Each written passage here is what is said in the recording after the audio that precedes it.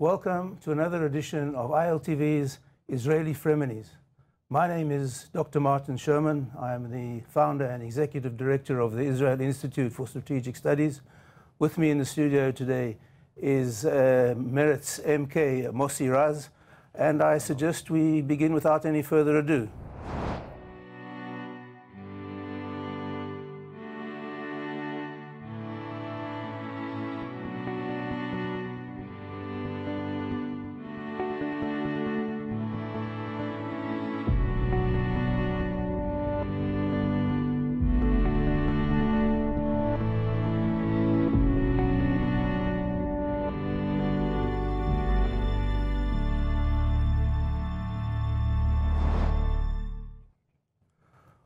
Well, we heard recently that the Trump administration has decided to curtail, or actually end all its funding to the United Nations Works and Relief Agency, UNRWA, which is the organization that deals specifically with the Palestinian refugees, and not any other refugees on the face of the globe.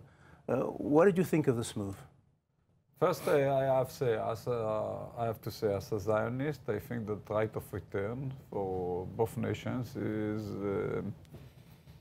a kind of return that we should respect. Really? Yes. Of course, the question is the question of the implementation of the right of return. How do you, what does that mean? Like my grandfather had the right to return here after 1900 years or 2000 years. And every Jew in the world, and I support that, has the right to come here, in spite of the fact that he never visited here, he was not born here, even his or her grandparents and their grandparents were not born here. Exactly the same, Palestinian refugees and their kids. Why are they Palestinian refugees? Okay, I will answer. But first, I wanted to state that the right is existing. So you're comparing the right of the Jews to the Holy Land to the right of the Palestinians. Can you actually... Yeah, of course, I'm Zionist. Otherwise, I could not be Zionist. How can you reconcile your claim to be Zionist with the respecting the rights of return for the Palestinians? Because you know that if the UNRWA refugees are allowed back into Israel within the framework of the right of return, Israel will no longer be a Jewish state. Israel. You said Israel. Where would you say? You said Israel. Exactly like Jews had the right to return to Israel, Palestinians have the right to return to Palestine. For that, of course, when did the Palestinians demand Judea and Samaria, or the West Bank, as their ancient homeland? When did they demand it? When? Yeah, when? They started to demand it in the last 50 years. No. Actually, I would say more than 50 years. You know what? In the first edition of the Palestinian National Covenant, that's right, they explicitly exclude Judea and Samaria and Gaza from their homeland. What were they demanding then? So, for your opinion, the first answers to Herzl, when the Zionism started, was, when did you demand the land of Israel to be your land? Because the fact that Jews all over the world said next year Jerusalem was not a kind of a policy making, was not a kind of a nationalist movement. So the fact that I fully agree with you, that the Palestinian national movement is way younger than the Jewish one. How much maybe younger? All of them. How much younger? I don't know, 50 years, 70 years. Maybe 2000? I mean, up until 1988, up until 1988, all the Arab residents of Judea and Samaria had Jordanian citizenship. So what? But they weren't. So they weren't even now refugees. in 2018, all the Jews in the U.S. have American citizenship. That doesn't say that they are not Jewish. That doesn't say they're not Jewish, but that doesn't mean to say that they're refugees. Half the refugees under the care of UNRWA are Jordanians with Jordanian citizens. Why are they refugees? So now you want to question the question of UNRWA. This is another story. I don't know who is a refugee. I tend to agree that UNRWA and others need the same definition like others. But I do remember that it is against my interest as an Israeli, because if they don't get the support from the UN, then the situation on the ground is going to be more difficult for them and for me as their Why? neighbor. Because they've been used as a pawn. They're being, you know, let me give you a quote from one of the first directors of UNRWA. It is General Alexander Galloway. It is perfectly clear that the Arab nations do not want to solve the Arab refugee problem. Right. They want to keep it as an open sore, as an affront against the United Nations, and as a weapon against Israel. Right. Arab leaders don't give a damn whether the refugees live or die. I agree with him 100%. So, okay, so you agree with him. So in other words, UNRWA is not a humanitarian organization. It's a political organization that uses humanitarian despair as a means for promoting its political agenda, which is the right of return. Just a minute. Do they give food to millions of people? Why? Do they or don't they? How they give millions of people. Do they give education to millions of people? But why? Do they or not? But the question, so the this question is why. The question is why? Because what you're doing is perpetuating the refugee status. Every humanitarian aid starts with political questions. Why? What is the political agenda of the UN High Commission for Refugees that deals with all the refugees on the face of the globe, except the Palestinians? Why should there be a special treatment for the Palestinians where the only aim of that organization is to bring about the end of Israel as the nation state of the Jewish people? You have to listen. I didn't say that they have to get special treatment. I have told you that I think that they should get the same treatment. But I did tell you on the other end that in spite of that, my interest is that they will get special treatment. Because why is it in your interest for the Arab? Because when my neighbors in the West Bank and Gaza have no food, or I will not say have no food, but when they don't have enough food, it is my interest that they will have it.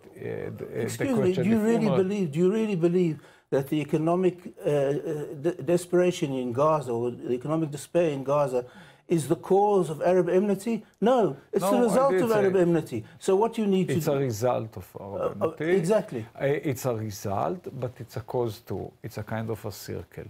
Yes, I do think that hungry people... First, I don't want to see hungry people, no question if they are Jewish or Palestinians or whatever. But second, I do think that hungry people tend to do some activities that sometimes very wealthy people are doing. I'm not saying that only hungry people are doing that, but I don't want to see. Yes, I think if their situation is better, my situation will be better. You've had UNRWA in Gaza since, I can't even remember, since the 1940s. Okay? So probably 48 or 49. How is that in any way reduced Arab hostility towards Israel? How in any way has that done that? What you need to do is find... Sorry? You can imagine 2 million people who live in Gaza have nothing to eat. Do you think it will be better for you? My opinion is that I have a different solution. I think that we should incentivize immigration. I think we should give... we should... You can kill them too. But why not offering the Palestinians or non-belligerent Palestinians a better life elsewhere, out of the circle of violence, out of the clutches of the cruel, corrupt cliques? If you can offer them a better life elsewhere, why not? Please offer. Why didn't you do that? Because that hasn't been on the table. That hasn't been on the table, but that's what I'm suggesting. First, it's very nice to you to suggest on the expense of other states. Why at the expense of other states? When you say elsewhere, why would they be coming at the expense of other states? When you say elsewhere, what do you mean? Where is any country, in Jerusalem? In Tel Aviv? No, in third-party countries. In third party wants to... Well, you know, there are 500,000 Palestinians in South America who are very successful and doing very well. So please offer. Please offer. Well, I didn't tell you why. I suggest you when you get your party to vote for me as Prime Minister, and I'll be able to suggest it. The only thing I can do is put it on the public agenda and start a lively discourse around another option. But the fact is that UNRWA has failed time and time again. And you know what? It's not a question. By supporting UNRWA, you're perpetuating the problem. Let me give you another quote from the spokesman of the Arab League, Hisham Youssef, who told the Los Angeles Times that he knows that the Palestinians live in very bad conditions. But he says this is our official policy. It's meant to preserve their identity. If every Palestinian who sought refuge in a certain country was integrated and accommodated into that country, there won't be any reason for them to return to Palestine, which is precisely the point. The people who are preserving the Palestinian identity are the Arabs using them as a pawn against Israel, are not the Palestinians. The Palestinians, they want to be absorbed in their host country. Who is defined as original refugee? People who were in Palestine from 1946 to May to 1948. Okay, that's people who are defined as Palestinians.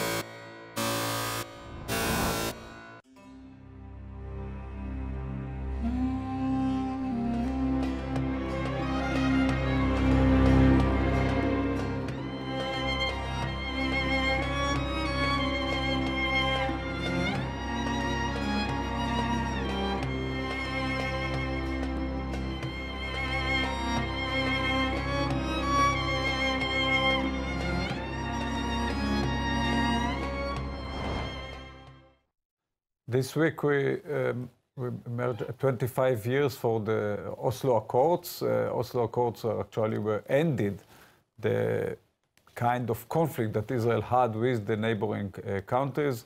Actually, it was a kind of the end of the agreement between Israel and Egypt, the peace treaty that actually recommended Israel to start the autonomy for the Palestinians in 5 years, meaning 1984. It was 9 years later.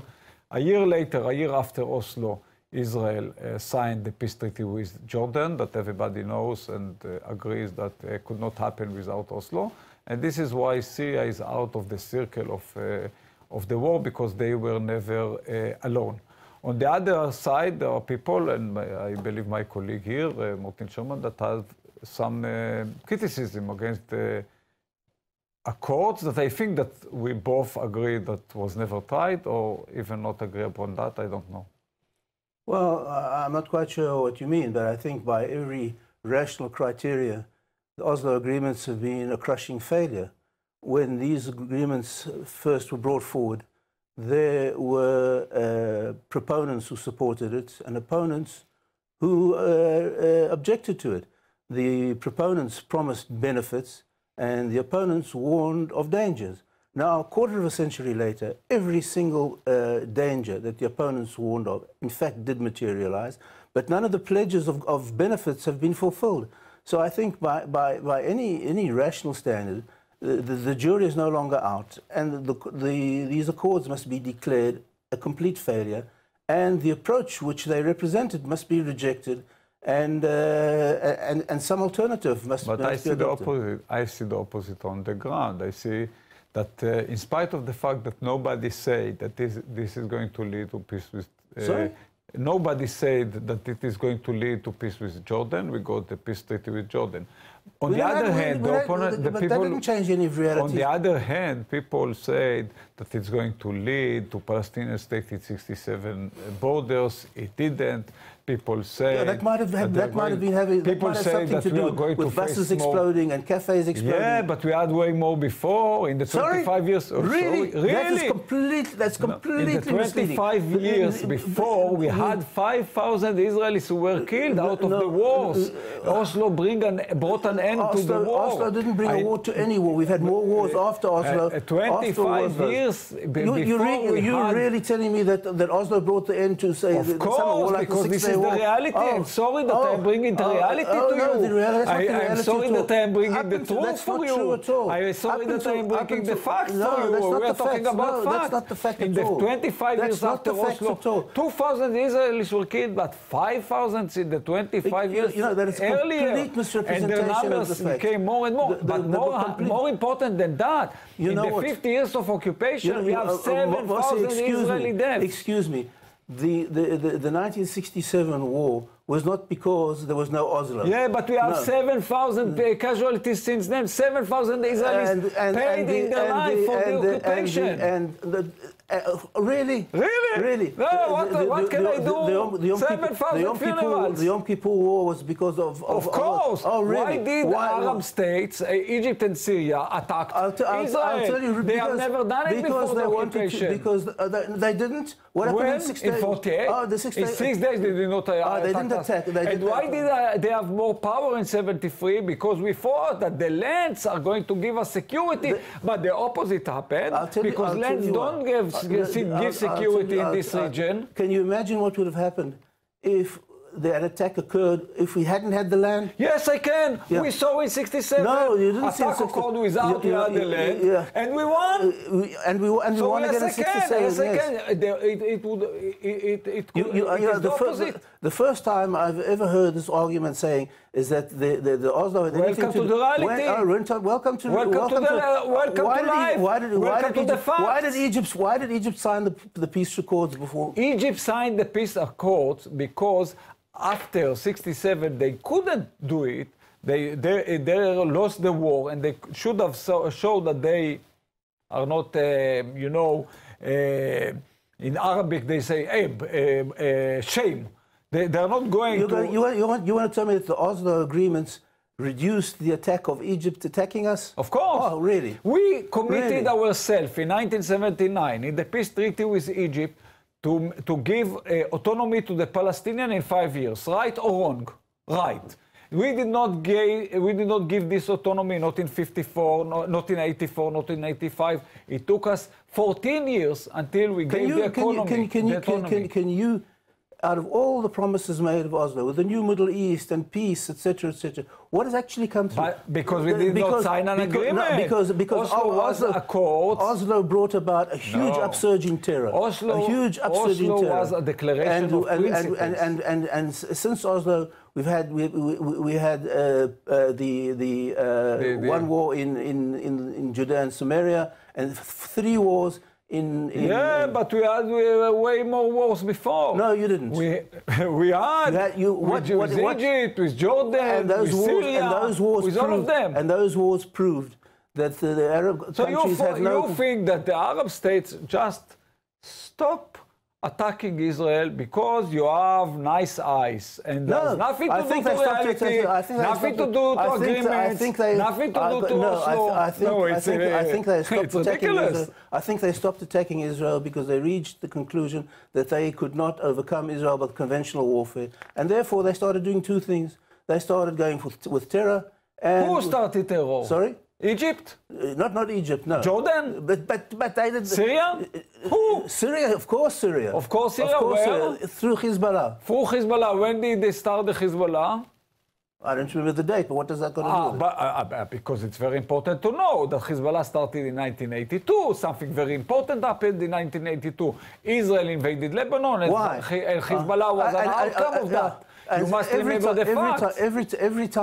Every time that Israel has transferred territory out of its control into Arab control, that territory has become a platform to attack Israel. Every time that Israel withdrew from a territory, Israel got more power and more security. First we withdrew from Sinai. You will agree with me that when we withdrew from Sinai, we got security. I want to tell you something. Second, we withdrew from Lebanon. I want to tell you something that Sinai, you haven't seen the end of it. Sinai is deteriorating into a huge so you think even the peace treaty with Egypt was a mistake? I think that the peace treaty of Egypt, we paid a huge price. You're against any kind of peace, I'm for peace for peace. Any kind of security, and you always support wars. No, I support peace for peace. Peace for peace. I think what you're doing is... So you occupied land, and you want now peace for peace. What would have happened in Sinai today if Sisi hadn't taken over in Egypt? What is better? What happens today or what happened in Sinai in October 6, 1973? What is better No, for that's Israel? not the question. This is exactly the question. What's going to because happen you prefer war on life. No, not at all. Because so if we had read the science correctly in 1973, we would have preempted exactly as we done in 67. And the war would have been completely different. No, because in 1973 we had borders that we could not defend. We are too small states for such borders. Say that again. Say in that again. 1973, we had borders that we could not defend. What? We had because really? it took us so many time to go from the center of the state to the borders. Sorry. This is exactly why. So what you're suggesting is that we should withdraw to the 67 borders, and every time there's an Arab threat, you have to mobilize. You have to mobilize. You have to mobilize. You have to mobilize. We had security. Oh, where would you put the army? Where would you deploy the army? Where would you deploy the army today in your 67 border, where Highway 6 goes along the division border? Where would you put the army? Where would you put the army? Between where? Between the border and the highway. What? In the 10 You're years, joking, right? In the 10 years before 67, 37 Israelis were killed. In the 10 years later, 3,000. But you prefer the 3,000. Say that again. In the 10 years before 67, 37 Israelis were killed. In the 10 years after 67, 3,000 were killed. Why? Because the Arabs we lost security. No, you didn't lose security. The Arabs, we lost security. The Arabs we got terror attacks. What the Arabs? The Arabs improved their abilities. In one day, in 6 days, they improved their abilities. Oh, you mean? So you're talking about the 6-day war? Yes. 10 years before, we had. So what are you saying? Excuse me. So what are you saying? We should have waited for them to attack? I didn't say that. What are you saying then? That we have to bring an end to the occupation. I came back from Ramallah this week. I met the Palestinian President Abbas. He asked me and us to tell all the Israelis, all the Jews in the world, and everybody in the world, Shana Tova, Happy New Year. And I hope that the new year will be way better than this one. Well, I'm looking back and seeing Israel's relationship with the previous American administration and this American administration. I look back and see what's happened in the last few months. Jerusalem has been recognized as the Israeli capital. The embassy has been moved there. The right of return is being blocked, and the UNRWA hoax is being exposed. So what's not to be optimistic? Thanks for your participation. Thanks, Mossi, for your participation in the program. Thank you for ILTV viewers for watching another edition of Israeli Frenemies. We hope to see you again soon on another edition of the program. Thank you.